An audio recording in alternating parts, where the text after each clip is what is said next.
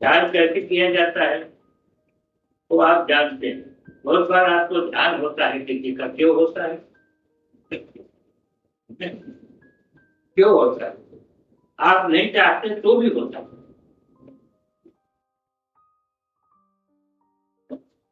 आपके न चाहने पर भी ध्यान होता है।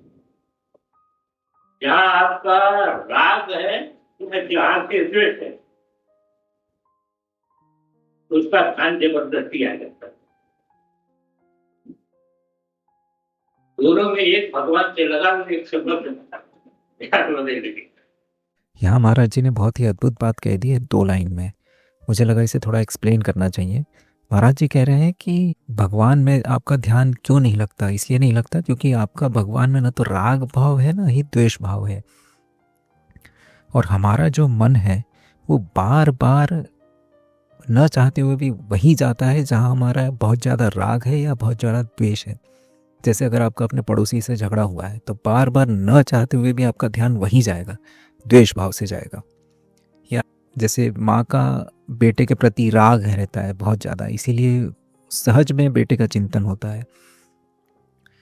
तो हमें भगवान से कोई ना कोई संबंध स्थापित करना चाहिए। जैसे जो अब जो द्वेष भाव की बात कहते हैं महाराज जी, उसमें यह है कि जो कंस जैसे असुर थे तो वो लगातार द्वेष भाव से भगवान का चिंतन करते थे।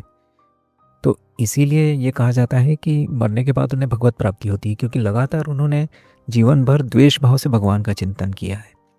अब ये जो वृंदावन में आप जो रसिक संतों का सुनते होंगे, तो कोई भगवान को अपना बेटा मान के उनकी आराधना करता है, कोई उन्हें अपना सखा मानता है, कोई अपना प्रियतम मानता है। तो ये सारा जो रसिक उपासना में ये जो संबंध स्थापित करने पर जोर है वो इसीलिए है ताकि आपका भगवान से राग हो जाए, और राग हो जाएगा तो न चाहते हुए भी आपको भगवान का चिंतन लगातार होता रहेगा।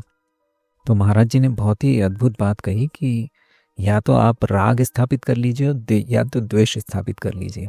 अब द्वेष तो हम क्या करेंगे, पर जो राग स्थापित करने के तरीके हैं वो वृंदावन की जो रसिक उपासना है उसका पूरा आधार ही वही का वही है। धन्यवाद।